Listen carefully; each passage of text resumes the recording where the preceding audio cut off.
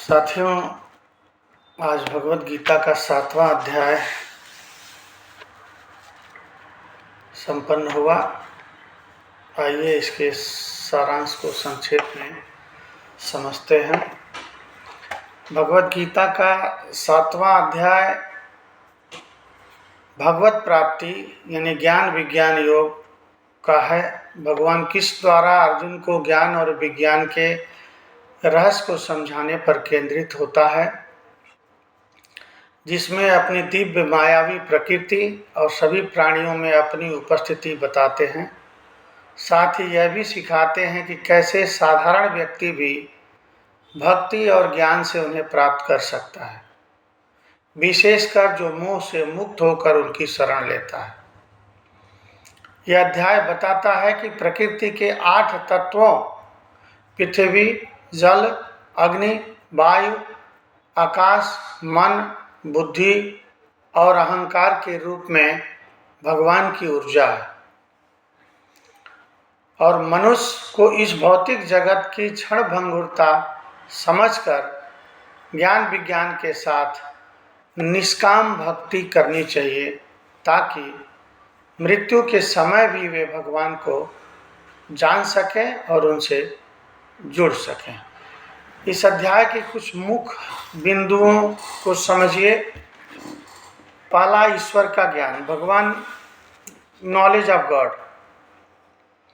भगवान कृष्ण बताते हैं कि हजारों मनुष्यों में कोई एक ही उन्हें तत्व से जानता है और उन जानने वालों में कोई एक ही उन्हें पूरी तरह समझ पाता है। फिर प्रकृति और पुरुष, नेचर एंड सोल में बताते हैं कि वे अपनी अष्टधा प्रकृति 8 तत्वों को समझाते हैं, जिसे यह सारा जगत बना है, और बताते हैं कि कैसे भी वे इस सब के मूल में हैं, फिर भी उन पर माया का पर्दा लगा हुआ है।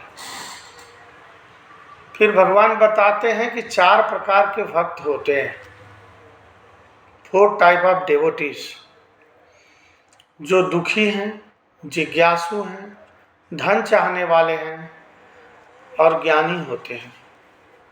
वे सभी भगवान को भजते हैं।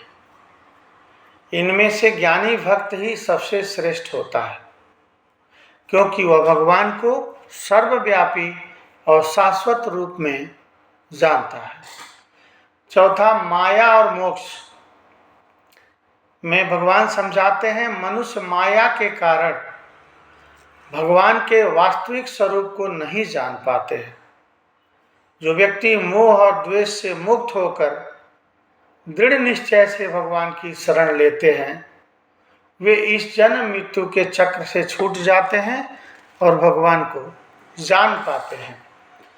इसमें 5वां, ज्ञान और विज्ञान के संबंध के बारे में भगवान बताते हैं, connection of knowledge and realization. यह अध्याय बताता है कि ज्ञान से भगवान को जानना और विज्ञान से उन्हें अनुभव करना, यह भक्ति और समर्पण का मार्ग है, जो हमें परम सत्य तक ले जाता है। संक्षेप में 7वां अध्याय ज्ञान और भक्ति के संगम से भगवत प्राप्ति का मार्ग दिखाता है, जहाँ व्यक्ति अपनी इंद्रियों और मन को नियंत्रित कर भगवान को जगत के नियंत्रक और स्रोत के रूप में पहचानता है और उनसे एकाकार हो जाता है। साथियों, आखिर में संक्षेप में इस अध्याय में जिन अनेक विषयों की विवेचना की गई है, वे हैं दुख में पड़ा हुआ मनुष्य, जिज्ञासु मानव, अभावग्रस्त मानव, ब्रह्म ज्ञान, परमात्मा का ज्ञान, जन्म मृत्यु तथा रोग से मुक्ति एवं परमेश्वर की पूजा। किंतु जो व्यक्ति वास्तव में कृष्ण भावनामृत को प्राप्त है, यानी भगवत भक्त है, वह विभिन्न विधियों की परवाह नहीं करता, वह सीधे कृष्ण भावनामृत के कार्यों में प्रवृत्त होता है और उसी से भगवान कृष्ण के नित्य दास के रूप में अपनी स्वाभाविक स्थिति को प्राप्त करता है। ऐसी अवस्था में वह शुद्ध भक्ति में परमेश्वर के श्रवण तथा गुणगान में आनंद पाता है। उसे पूर्ण विश्वास रहता है कि ऐसा करने से उसके सारे उद्देश्यों की पूर्ति होगी। ऐसी दृढ़ श्रद्धा दृढ़वत कहलाती है और यह भक्ति योग या दिव्य योग प्रेम भक्ति की शुरुआत होती है। समस्त शास्त्रों का भी यही मत है। भगवत गीता का यह 7वां अध्याय इसी निश्चय का सारांश है। तो साथियों, भगवत गीता का 7वां अध्याय भगवत प्राप्ति के बारे में समझाता है। आशा करते हैं कि आप इस संक्षेप सार को आप समझ पाए होंगे।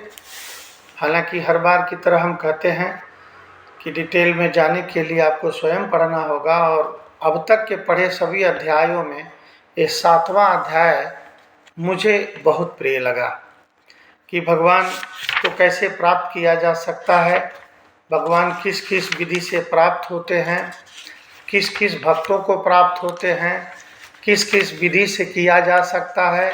अंत में भगवान इसमें समझाते हैं कि जो भक्त, क्योंकि भगवान को भक्त बहुत प्रिय है, वो ज्ञान विज्ञान से उनका कोई लेना देना नहीं है। आप ज्ञानी हो तो ज्ञान से आप उनको जान सकते हो, लेकिन वो कहते हैं कि मुझे भक्त बहुत प्रिय है। यानी जो व्यक्ति कुछ भी न जानता हो, वो हरे कृष्णा कृष्ण कृष्ण हरे हरे, हरे राम राम राम हरे हरे, इसका भजन अनवरत करता रहे तो भी वह भगवत को प्राप्त होता है। क्योंकि भगवान को भक्त ही सबसे ज़्यादा प्रिय है। उनको ज्ञान विज्ञान से कोई लेना देना नहीं है, क्योंकि ज्ञानी तार्किक होता है और अति ज्ञानी ही भगवत प्राप्ति करता है। सो बीच का ज्ञान कुछ भी हासिल नहीं कर पाता। इसलिए भगवान कहते हैं कि मुझे ये चारों भक्त पसंद हैं। चारों कौन से हैं?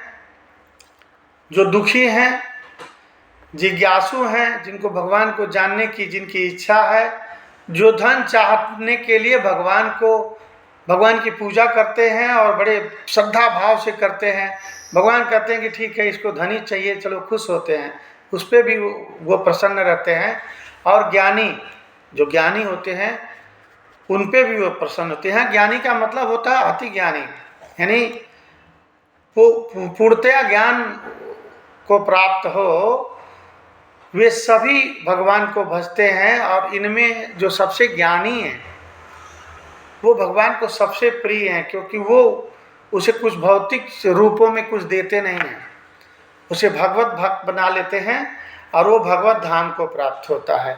बाकी जो जिज्ञासु हैं वो उनकी इच्छा के अनुसार भगवान खुश होकर उनको बताते हैं और अंदर प्रेरणा देते हैं कि जैसे मनुष्य, जैसे विद्यार्थी विद्या अध्ययन के लिए भगवान उसके अंदर प्रेरणा देते हैं कि तुम माता सरस्वती की पूजा करो।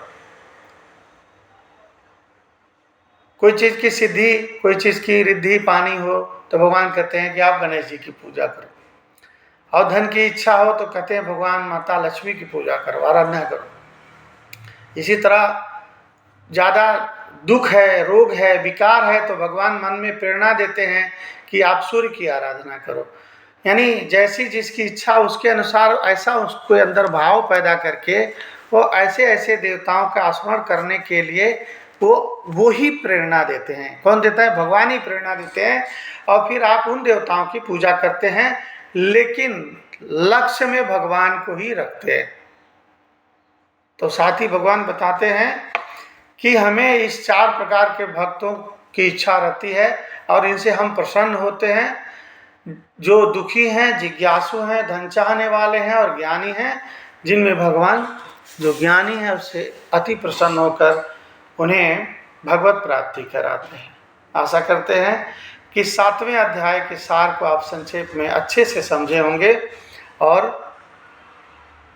आगे चलकर हम आपसे प्रार्थना करते हैं सभी सनातनी युवाओं से कि जीवन में एक बार भगवत गीता का अध्ययन अवश्य करिए तत्व ज्ञान के लिए।